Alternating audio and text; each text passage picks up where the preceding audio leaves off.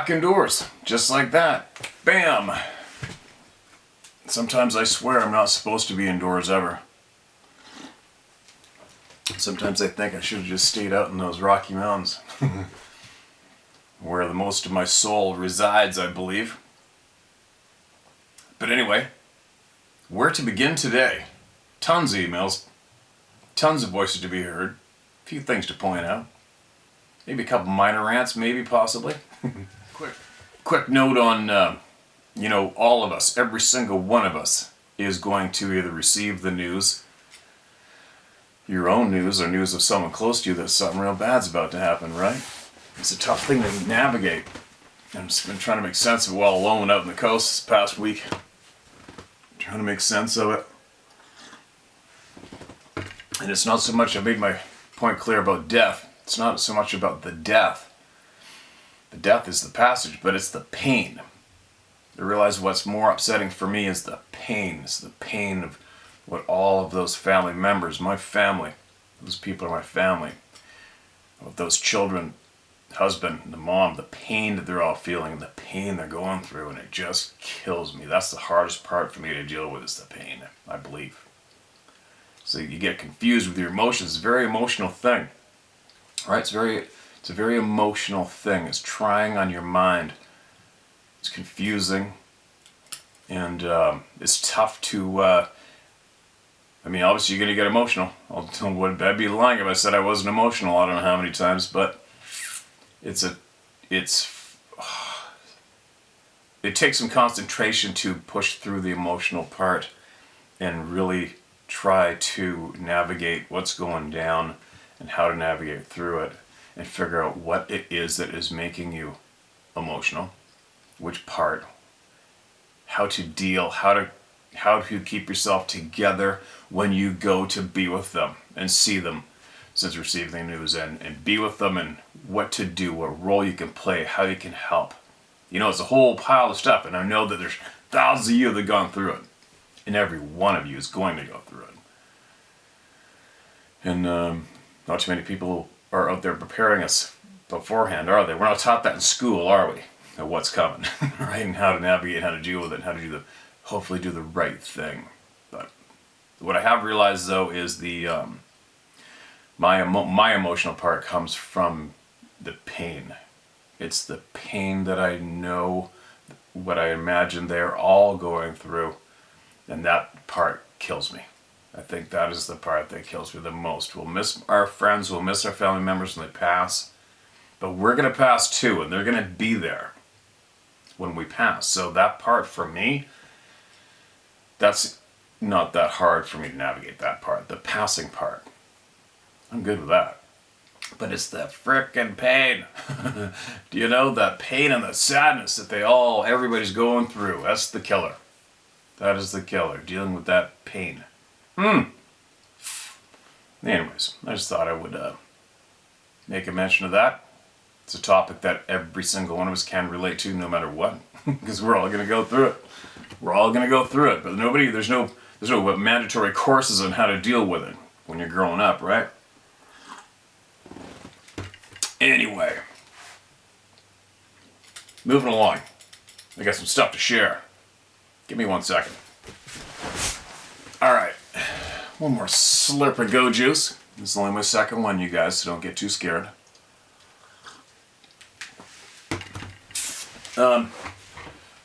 When I am alone in the woods and alone in the water, all I do is think. I think and think and think, and I try to make sense of the things that confuse me most in life.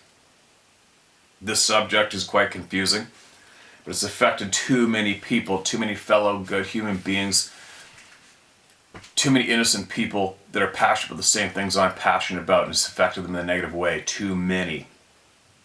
So that is a big motivation of mine to stay on this topic as much as I can and make sure the voices are heard, because it is so unfair. And also, I've made it clear in the past that I have been frustrated in the years previous to doing this, watching all of the people going in circles. Watching people never asking the right questions. Never focusing on questions that should be asked to make sense of this and more, right? And I keep saying, I'm like a broken record. Why are we being lied to? Why are we being lied to? When you have got the reality of this one particular topic of these unknown, unacknowledged beings living right frickin' there. And my brain goes to, why was I not taught about this in school? Why was I not taught about this ever? Why was I not warned about this ever? Never. And why have now on my own I've discovered tens of thousands of people have witnessed the same thing. Okay, how come we're not being warned? Why are we being lied to? Right? That's where my mind has gone with this whole topic. Not, how can I hit that tree with a stick and make a better crack? Or, I think I'm going to put out 50,000 trail cameras and stay there. That's just two easy examples of what I'm trying to get across. And I know you're sitting there like halibut fishing. It's boring as F. Sitting there on the anchor by yourself, flat water, nobody around. Gear in the bottom, so you're not working the gear, you're not motoring around, you're not steering, you're just sitting there watching the frickin' ocean dry. And you do a lot of thinking. And one thing I'd like to point out for all of you, and hopefully you can look at when it comes, and this will relate directly to this one topic is dominating this channel right now, is the fact that how long we have been around, how long we have been walking upright as human beings here, and how in such a short time we have advanced in technology. It's absolutely in your face, mind-boggling, and as far as I'm concerned, absolute in your face that something far greater is going on and has been going on intentionally. There's no way it hasn't. Right? Now they say 360,000 years ago, modern humans were here, was the one answer I came up with earlier. Then I found another one. While our ancestors have been around for about 6 million years, this is another quote from the big misleading Google, the modern form of humans only evolved about 200,000 years ago. Civilization as we knew it is only about 6,000 years old. Alright, so guess what? Whatever the number is, I don't give a shit if it's 360,000, if it's 6 million, if it's 200,000 years ago, we have been who we are. Because, here's an example. The first fighter plane. So the first fighter plane? First plane, whatever.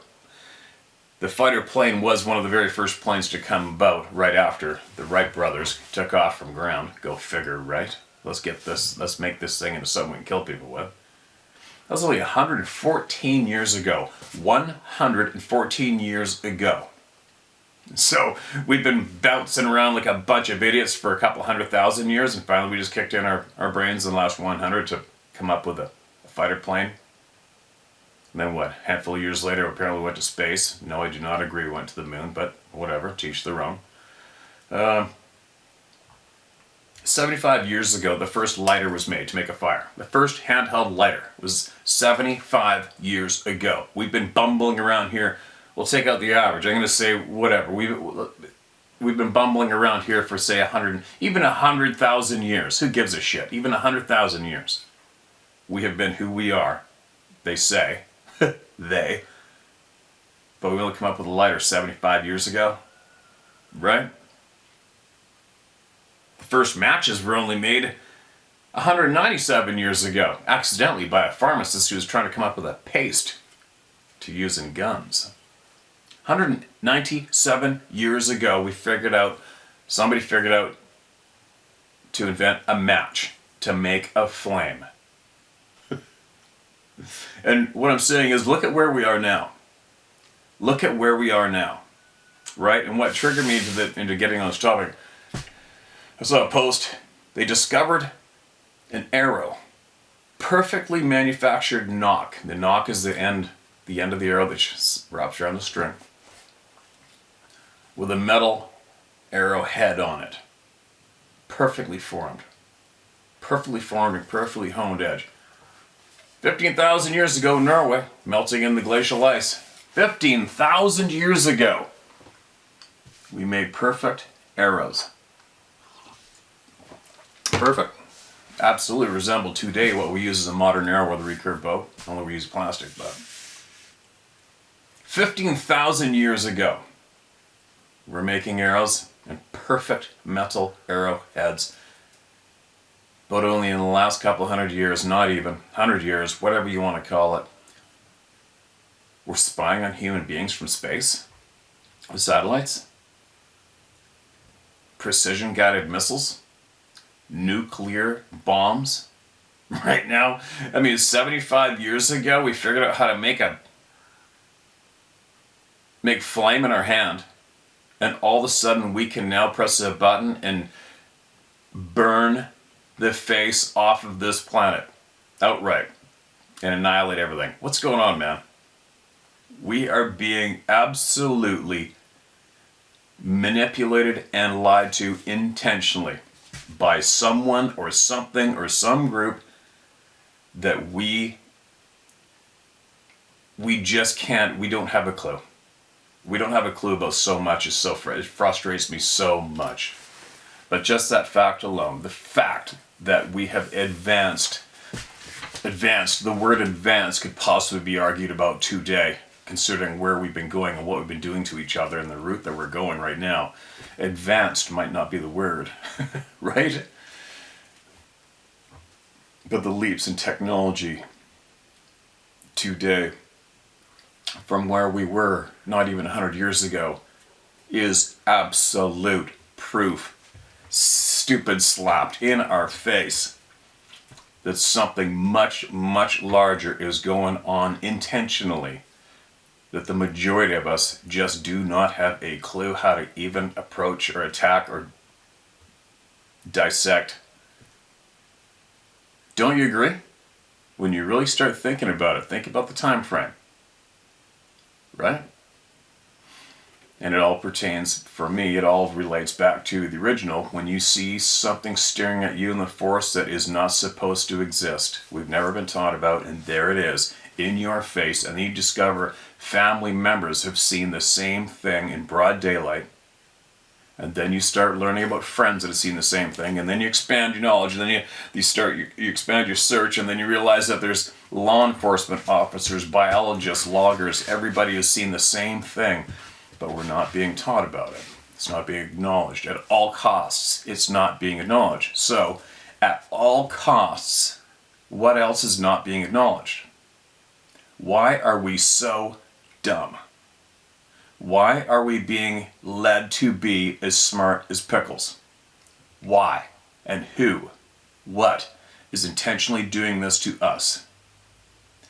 That's what I want to know. Don't you? Like, seriously, don't you want to know this? Don't you want to figure it out? It's amazing. I could go down the list of examples of the absolute misleading of us as a whole, as a group, as a herd. It's very frustrating. Why? Like, come on, you guys. Why? Why? Who is it? Why? Pseudoscientist Graham Hancock says we're a species running around with extreme amnesia. Humans across the board have amnesia. I believe him. Who imposed that on us? How do we get there? Do you know what I mean? It's very frustrating. It's very, very frustrating when you keep digging, live as independent as you absolutely can, and then you combine that with giving a shit. It all equals being quite frustrated. Quite frustrated, but you start to see the absurd. You start to see just the absurdness, the craziness of our existence today, currently today. Whoever it is that controls the masses have actually have us arguing whether a man is a man or a woman is a woman, as an example, right? It's an easy one. I could go on for a while, but don't you all want to find out the answer of why we're being lied to? The original? Why? Who or what group has thrown down this technology on the human race in the past 100 years? It wasn't us. It was. There's no way it was up. If what the so-called history books, I don't trust shit right now, I'll tell you what, but let's just say the history books were correct in telling us how long we've been running around, then I guess it wasn't us that come up with the technology, was it? Then who was it? Who's been throwing down all this shit on us and using it, obviously, against us? Right? Technology, arguably. But don't you think that technology is actually working against human beings? There's way too much evidence pointing in that direction that technology was thrown down to possibly eliminate us because it's doing a pretty good job at it, right? It's doing a pretty good job, technology, of eliminating human beings. But it's something to think about. Maybe somebody's got some answers out there, but it's something to think about. Yeah. See what happens when you coop me up on the boat or in the woods by myself for a handful of days? I come out here babbling like a psycho. But anyway, I'm going to get on with hearing some voices. I'm going to get on with hearing voices other than just mine. We're going to keep asking questions. We're going to keep showing truth. And we're going to keep going. What a crazy ride this lifetime is, right? It's such a crazy experience. Something else. All right, this is titled Sierra Nevada Encounter. Greetings, Steve. I really appreciate your honesty and integrity. Honesty and integrity are very rare these days. Thank you for the kind words. 3 years ago, when you posted your grandfather's story, I was impressed with your motive of telling the truth and encouraging others not to allow anyone to shut them up or shame them for what they have experienced. At that time, I hammered out my story on my cell phone and sent it to you. I'm sure it had grammatical errors galore. To the best of my knowledge, you have not read my encounter. Here's my updated story. I'm 63 years old. I come from a family of backpackers. My mom and even my grandmother have hiked to the top of Mount Whitney. From the time I was 5 years old, I grew up backpacking in the Sierra Nevada mountains. I've lived in the Pacific Northwest since 1970. For the last 30 years, I've lived about 80 miles north of the Patterson-Gimlin encounter. Having worked in the woods as a faller and as a millwright in the mills, I've heard many stories about the Sabe from men I trust. One story was from a doctor that had everything to lose by telling his story, but he told it to the press anyway. Being a doctor of psychology might have dissuaded him from speaking publicly, but he fearlessly told the truth of his and his family's encounter. The doctor's encounter happened a few miles from where I lived. His encounter happened on the Big Tree Trail above the Oregon Caves National Monument. This experience wrecked him. Not from coming forward, but rather from the PTSD from the encounter. The man used to live in Alaska and had many encounters with brown bears. No false charge ever bothered him like that day on the Big Tree Trail. I currently live off-grid on the edge of the Fremont-Winema National Forest that is on the east side of the Cascades in Oregon. Saddle Mountain is right next to me. The First Nations people, Klamath and Modoc tribes, will not hunt on Saddle Mountain because of hairy men. They will not even talk about it. Now let's get to my story. In 1969, we left Tuolumne Meadows en route to Shadow Lake on the John Muir Trail on the Sierra High route. The weather was good at the time we headed out. I remember it being in the month of August. I do not remember how many days we were on the trail when the storm rolled in. We were camped above Shadow Lake and had planned to hike down to the lake in the morning. About 2 hours before sunset, a massive electrical storm was pounding the backside of the mountain ridge. For about an hour past sunset, lightning was all around us, and the flash/bangs were back to back. At 10 years old, I was trying to pull my own weight. I tried not to be terrified. We did not have tents in those days. We had a sleeping bag and a poncho. There were no magnesium-framed packs back then. We all had wood-framed canvas Iver Johnson packs. Even in August, it freezes hard every night at those elevations. I remember beating the ice out of my boots every morning. At about 10:30 p.m., the thunder stopped and there was a lull for about 30 minutes. My dad, brother, and sister were all asleep. I suppose the hours of pounding thunder and hard climb during the day had everyone tired, but my mother and I. Then suddenly, Mom and I could hear some very large animal crashing through the woods at an unbelievable speed. I remember hearing limbs snap, one after the other, that must have been 3 inches in diameter. The sound was headed right for our camp. We did not have a fire that night, so camp was pitch black. When the creature came into camp, it began to scream. I had never heard the sound before. It ran on 2 legs as it crashed through camp. The creature ran down the hill towards Shadow Lake, breaking limbs and whistling and screaming as it went. The sound of its voice did not sound threatening, but frustrated. About a half mile below, at the edge of Shadow Lake, I could see another party of backpackers. They were still up with a very large campfire, and candles lit up their camp. The creature crashed through their camp. I could hear the people yelling and screaming at it and banging on pots and pans, just like we do when bears come too close to camp. And all this happened in a 2-minute period. 2 minutes, that's a long time. In wildlife, in the wild time. I don't know of any animal that could run that far in that amount of time. And then the rain came. And I mean, it was 2 inches an hour rain. I remember slapping and playing with the water that was several inches deep inside my sleeping bag. Oh, I've done that. That sucks. The next day, Mom and I asked my dad what it was that crashed through the camp last night. He did not hear any of it, but he said that there are wild burros in the area left over from the miners. That answer sufficed for me for over 40 years. In 2013, I was curious about the whole matter and looked online for others that heard what I heard. I found a recording that was made in 1971, a few miles from my encounter on the Tulum Trail. That's T-U-O-L-U-M-N-E Trail. When I heard the recording, the hair stood up on my neck and the whole thing came back to me. I shared the recording with my mom and she had the same reaction. The recordings were identical to the Sierra Sounds recordings. Again, when I heard the recording, terror gripped me like I was still there on that mountain in '69. Weird, right? At the time, I did not know what it was, but I knew it was not a burro, and it was not a bear or a catamount. There is no way it was a human pulling a prank. I've lived in the woods in the Pacific Northwest for 54 years, and I've heard a lot of things, but never anything like that fateful night.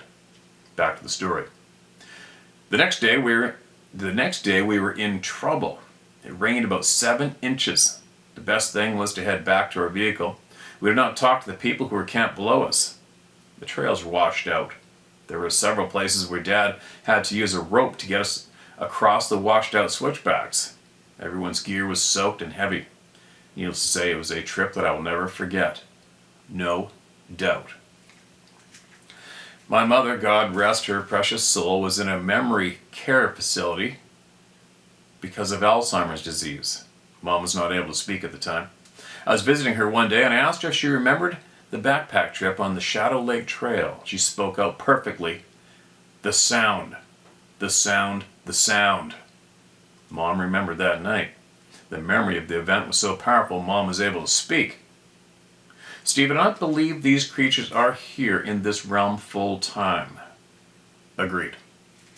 I believe they are like demons. They might be, they might not be. I'm not certain myself yet. They are interdimensional beings. The very fact that they vanish or leave when commanded to do so in the name of Jesus Christ is all the evidence I need. True. Do whatever you want with this story and feel free to use my name. A man should never fear the truth. It is what it is. Thanks for what you're bringing to this topic. Sincerely, Pastor Steve Davis. Steve, I absolutely appreciate you, and I'm glad that you wrote in again. You're right, we haven't read that one yet. The lifelong impact. The impact lives every day of our life, all our life, doesn't it? And how many you're going, right? Years ago, I was 14 miles up a river drainage in the northern Rocky Mountains. And same thing, raining, and it was steep mountains in this draw, very steep. And then 6, 8, 10 foot high buckbrush all the way up, this big thick willow, all the way up both sides. Found one little chunk of flat ground, about as big as this room, very small. to put a tent on. And the rain came through the tent at the river came through the tent at 1 in the morning. Everything was so wet. Now picture this, you guys. Everybody knows what a sleeping bag is. Picture a sleeping bag as wet as a dishcloth in the sink. Now get out of that thing, find some clothes that are just as wet, put them on at 1 in the morning, and then roll that tent up and put it back in its little soggy sleeping bag case, and roll up everything else, put it in your backpack and your tent, roll that up, put it in while you're in those clothes at 1, 2 in the morning in the rain, and then start hiking out. So I can relate, I can imagine what that hike must have been for you, Steve. It's hell. But you smashed through it. Now this is titled A Creature in the Window.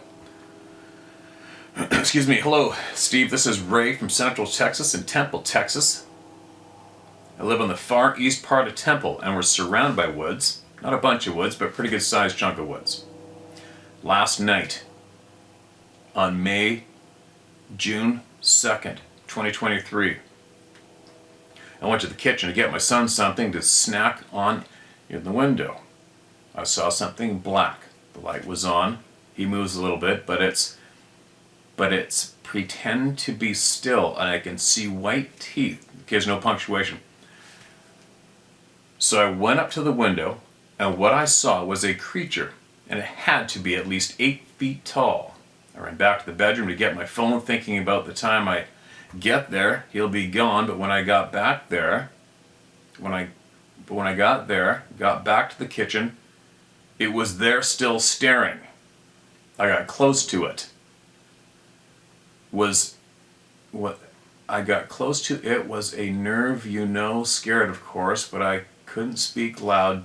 Did take some of the video up close. You can see some facial patterns in the picture of the video, and you see some eyes and a pointed nose and teeth. Again, I'm trying to get my head around the event. I ran back to the bedroom and recovered my .45, but it was gone and it ran away. One more thing. This my third time seeing these things, but both times before it was East Texas, and I live 200 miles away from the house in East Texas. Could it be I've been signaled out? Scary anyway. Steve, you're a cool dude, and Steve, you're a cool dude, and it's President Trump, John Wayne, and you as my heroes. God bless you, Ray from Texas. Okay, Ray, no picture or video included. Okay, man. So you know what the audience is going to be doing right now in the comments section. Probably nothing good. So anyways, man, if you forgot to send that in, and if you do have that and it's legit, and you want to share it with the people, I'll share it. All right? You have to send it back though. Okay, this next email is titled Camp Lejeune. Lejeune. Camp Lejeune and 2020 hindsight. Hope all is well with you and your family. And thanks for your channel, Steve. Hang in there and you will solve one or more things for a lot of people. At the age of 17, not just a song by Fleetwood Mac, I was full of piss and vinegar in 77 and 79, being stationed main side in H-shaped barracks, 1 block from Main Street and 1 block from movie theater at the time. Friends and I would love to go canoeing, which for us was was a short walk to the base rec center, rent 2 or more canoes, and would be gone a day. On one of these trips, we had gone so far back up one stream, we had to go over down trees all over till we were able to put back in. Then had gone another 100 feet when we all heard a loud whoosh slash splash. All 8 of us stopped goofing off. To hair on neck up and muscles ready, adrenaline pumped and ready to release as our canoes silently moved on towards the sound of impact. For more than 2 or 3 minutes now, over the huge pile of upturned mud and silt from the bottom of the stream about 10 feet around, and now could group only up or downstream because, okay, there's typos. I think he meant, and now could go only up or downstream because it was already to the banks, even though period. Sorry guys, I'm trying to struggle with this. I'll get through it. I'll make sense of it. Because it was already to the banks, even though our canoes had cut through the wake of about a 3-inch that still rocked the boats. The stream was only about 4 feet deep there. To back in time to check our canoes back, we had to turn around, making it to base rec center after paying a rent charge, and walking out to leave, there was a warning/news article on a 400-pound alligator in said stream. Now looking back in 2023, things do not add up. Number one, no haul out on either side. Water level on the high side tide water was at least 1 foot too low for no haul out.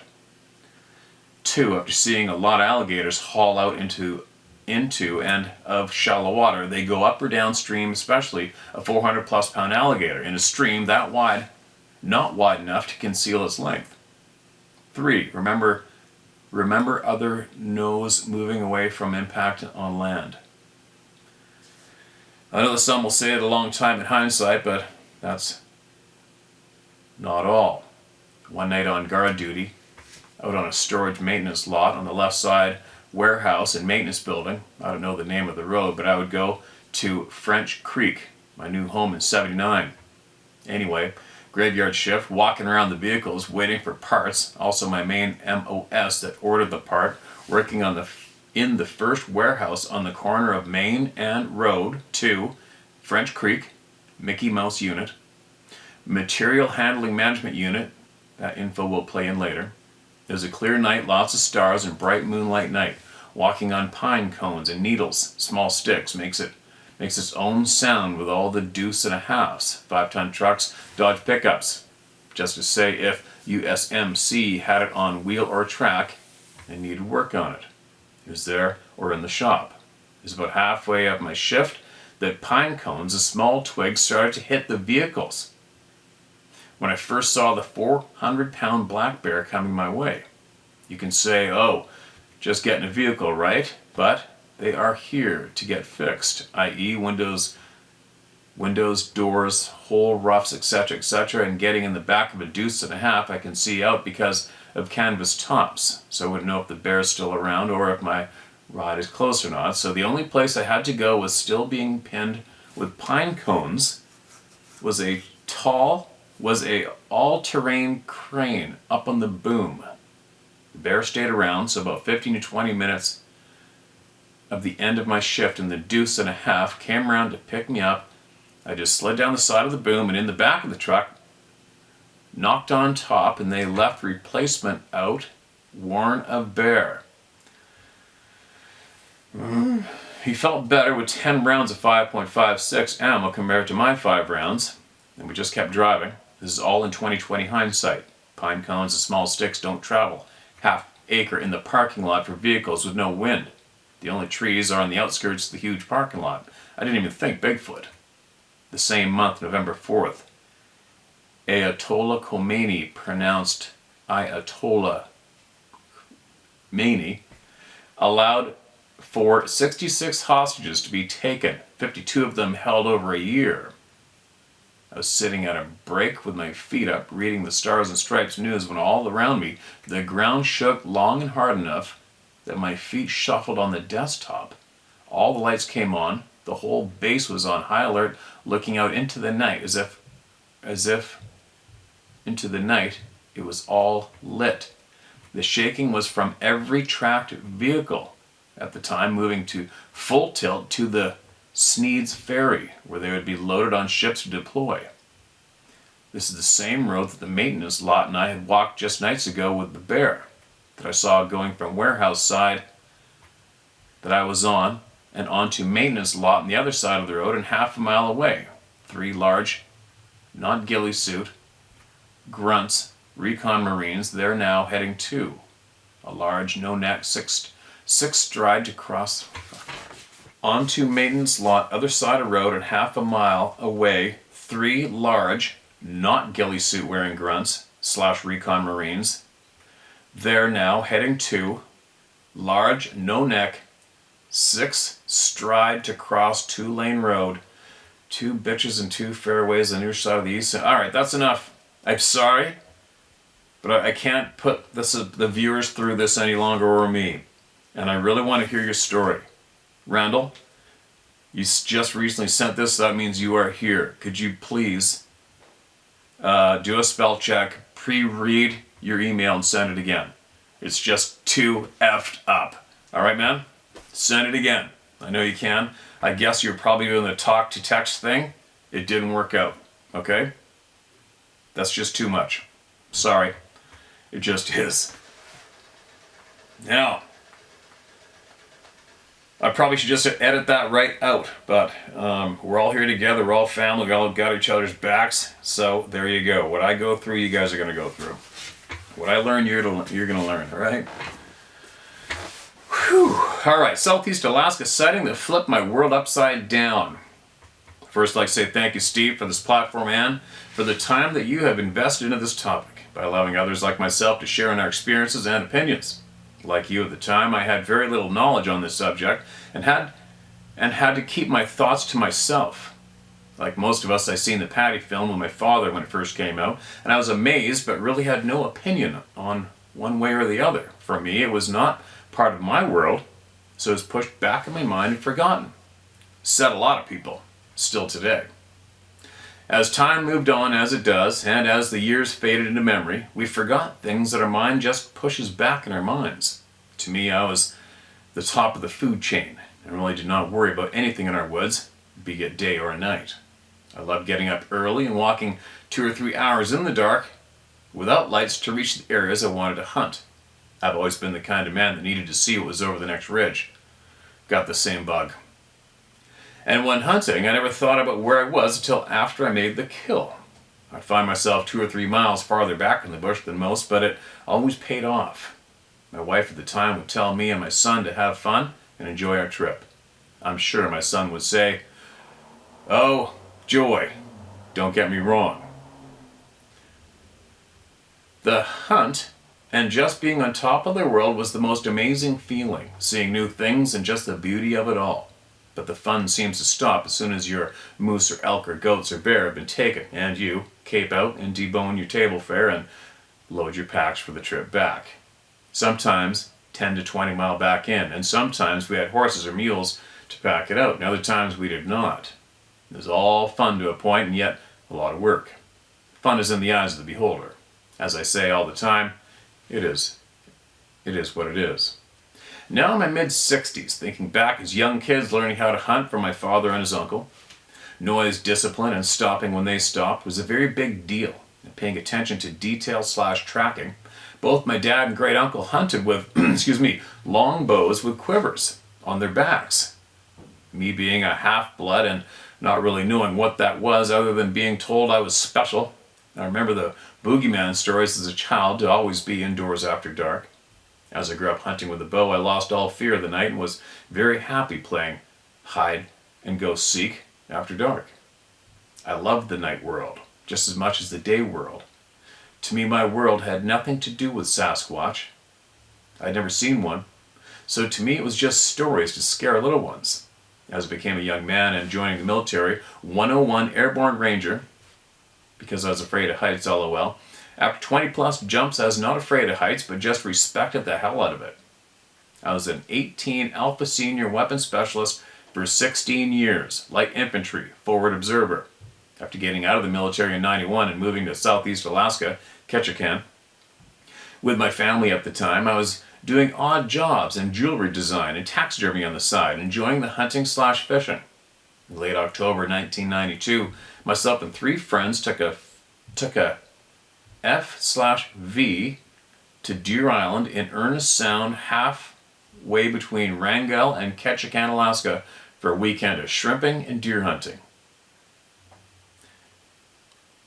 The day before, I set 2 large dungeon pots, crab traps, in the mouth of the creek 3/4 to a mile from the anchored boat in the sunny bay.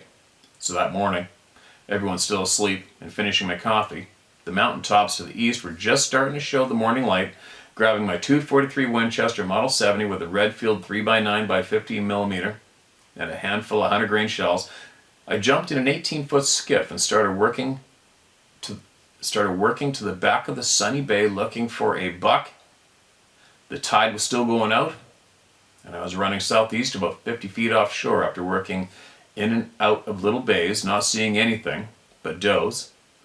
Just as I started to round the tip of a long, narrow peninsula with trees, I noticed what looked like a very large black bear out on the tide flat some 60 to 100 feet from the mouth of the creek, where the day before I put the 2 crab pots down. So, leaning back, killing the motor as the skiff shot around the point and glided some 150 to 200 feet out into the bay, the .243 was laying on my green rain gear on the seat. By the time the skiff stopped moving forward, I was already laying a semi-prone position, looking through 9 power at the back side of this monster bear. This bear was laying on a tide flat some 100 feet or so from the shoreline. This bear was coal black, and looked as if it had just come out of a woman's beauty salon. Very beautiful, nicely groomed. The black was so black, it had a blue sheen or a hound to it. As I looked at this massive backside of this bear, thinking it's far too large for any black bear, I started thinking what I was looking at was a black-colored phase brown bear laying on the tide flat with his butt to me. I could see the ass very clear, but could not find the tail or tailbone, thinking this bear had its tail chewed off in a fight. But the sheer size had me. It looked to be 48 inches or bigger in height and some 3.5 feet across the butt. No head, no arms, just a block form of cold black hair, not fur. I could hear it digging off and on and hear shells being broken, but could not see any movement, thinking I would see its head from time to time bob up and down, but did not. Then all at once, after some 2 minutes or so, I see the right foot come up off the ground facing me. Besides being wet and having black mud on the hair around the foot, the hind pad was charcoal gray in color. The foot was shaped like a C with a very large heel. This thing, slowly turning its body or rotating its body to the left with the right foot still up, it seemed to drop its left shoulder as it kept rotating, as a very large head came over the left shoulder and was looking directly at me. Large eyes and a very wide nose. I could hear myself saying, "What the F is this?" It only took a second to know what it was not. And the image of Patty from years back flooded my mind. A wide range of emotions and thoughts hit me at once.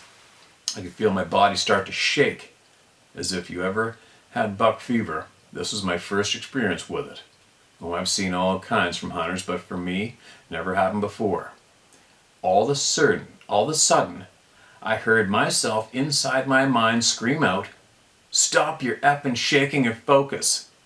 My body instantly stopped shaking, pulling into my scope, pulling in all the detail I could see. Before I was looking at the flat back of this being. Now the left shoulder was almost facing me. At this point, I could not tell if it was a male or female. The head was wide. My first impression was an ape. The top of what I could see of its head was round, with lots of wiry hair over the eyes. The eyes to me were the size of a large hen's egg that seemed to be black, with a brown outer color, but no whites, around the pupil. Both eyes set back under a heavy brow ridge. The nose was wide and bulb flat-like.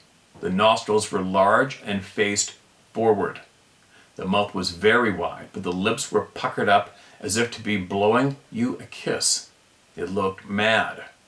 The skin was a charcoal gray with a light tint pink in the inside corner of the eye. The lips were blackish purple like a big bear's mouth. There was no hair on the upper lip. The cheeks had very short black hair going outward away from the face. Heavy wide jaws with hair coming off the sides, and the chin forming a short wet beard that flowed into the neck hair. This first impression is hard to shake from my mind due to the forward-facing nostrils. I believe, as it rotated its body to the left and dropped the left shoulder to get its head over its left arm to look at me, the head was turned up, as if you or I would be looking just over your nose.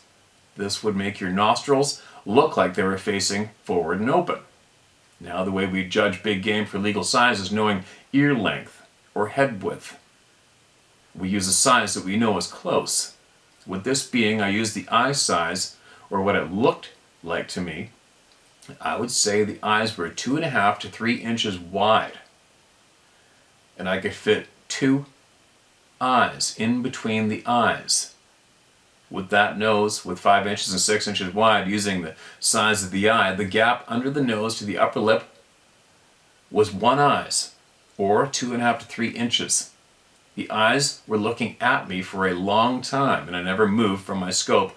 After 30 seconds or so, it looked at the creek and back to me, and slowly turned the head back forward, and the right foot dropped back down to the ground. My mind was trying to convince me to kill it at this point. I was under 150 yards from it. I wanted to prove to the world fame and fortune and no camera, LOL. This thing went right back to doing what it was doing before.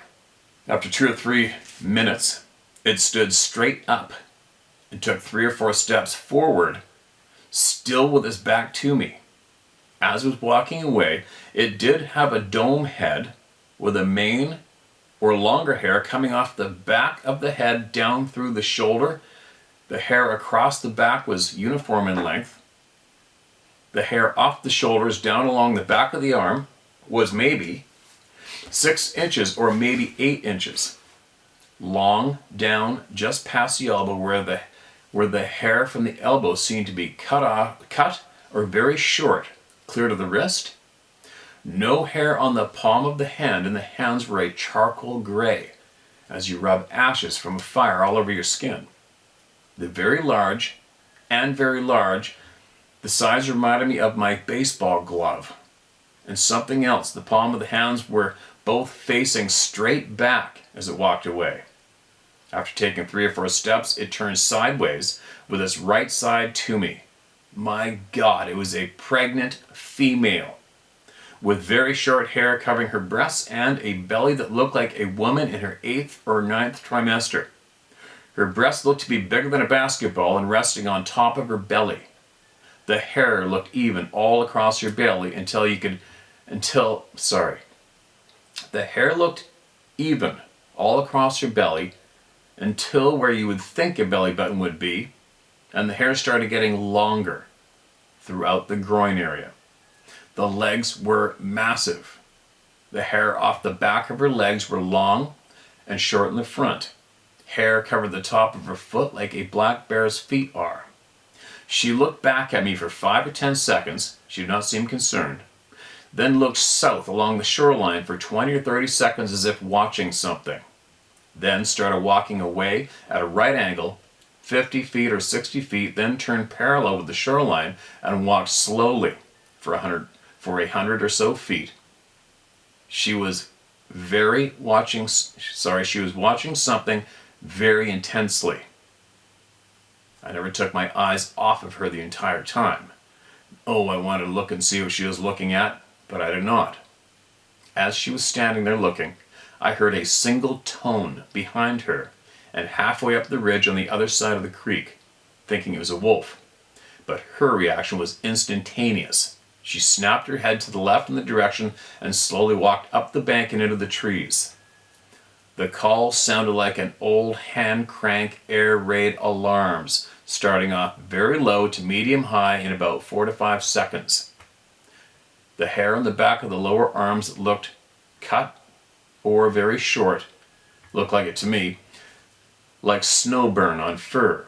I was thinking if she did a lot of tree climbing, would the hair over time be short? I sat there listening for a few minutes and nothing. So I started the outboard and ran up the shoreline into the next bay looking for whatever she was looking at and found nothing. And turned around and went back to where she left the shore. By now the tide was coming in fairly quickly. I came into shore to look at her tracks. I walked out to where she was digging and eating horse clams on the average of I walked out to where she was digging and eating horse clams, on average are 2+ pounds. She had 4 areas that she had dug 1 foot deep by 4 foot by 4 foot each hole, and some 8 to 10 clamshells that were eaten, along with cockles. She had been sitting in an Asian squat. Her tracks were 14 3/4 to 15 inches long by 7.5 to 8 inches wide. The tide had come in on 3 of her work areas. Her tracks were as much as inches deep and as little as a 1/4 inch on harder shore, where my tracks just left a mark. The reason I did not hurt or kill her was my father had told me we never hurt or kill a mother with young or hurt any mothers carrying young.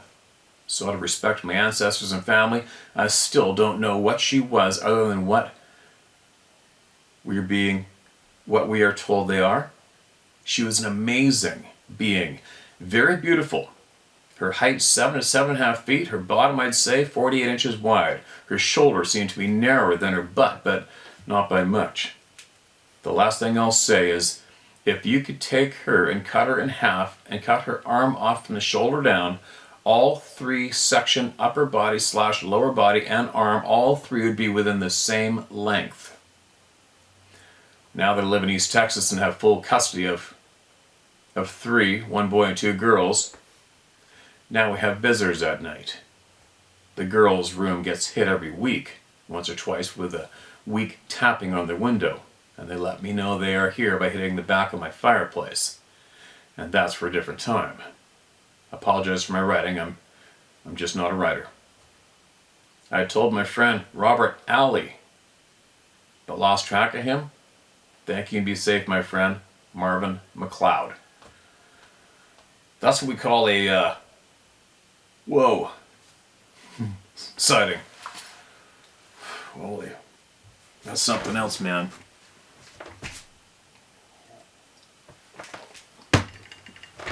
Instantly, another member of the Club of No Return. Charcoal gray flesh skin.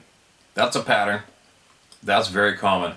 So far it's been charcoal gray skin is probably dominates most sightings, descriptions.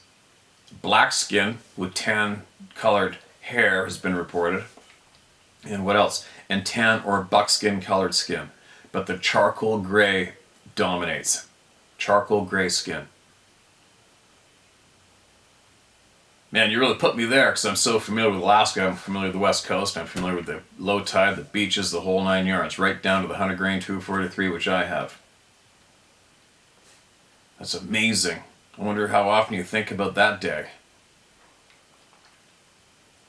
243, not a very big gun, especially 100 grains. A lot of people probably thinking that's like a cap gun. That's basically what I use for deer. But I will tell you this: my guide partner dropped a bull moose in its tracks with a 243 at a little over 300 yards. Dumped it. Seen it firsthand. A moose. Guns are they work when they're in the right hands of somebody. But I'm glad you didn't shoot it. Pretty sure you probably know now if you did shoot that thing, you probably wouldn't be here today to share your experience with us, right? What an amazing encounter. What a very, very detailed description. Wow. All right. Sorry about the awkward emails to you guys, but we're all here together. I'm sure, hopefully, to the emailers who emailed the man who emailed in the awkward story, don't feel embarrassed. Don't feel humiliation. Big deal. We don't care. Everybody does it. I'm guilty of it, okay? So don't let that sway you away from re-emailing in your experience, all right? Just proofread it next time. Proofread yourself, get somebody else to, and then send it to us, and we will share it with absolute enthusiasm and be totally appreciative. Okay, man? That goes for everybody out there. Quit being insecure when you come here. Everybody's safe here. There's nothing to be embarrassed of or feel insecure about here. Okay, guys? So, I'm going to carry on and I got a lot to do. I have to process and package all that halibut and salmon for my friends and get more things done around here and prepare to go to them in the next couple of days. One of their daughters graduating. I have to attend that too, and I just have to go and be there with them. And I'll be back here shortly. So make sure you do not stop emailing in truth. All right? Share my story at howtohunt.com, and I'll be back shortly.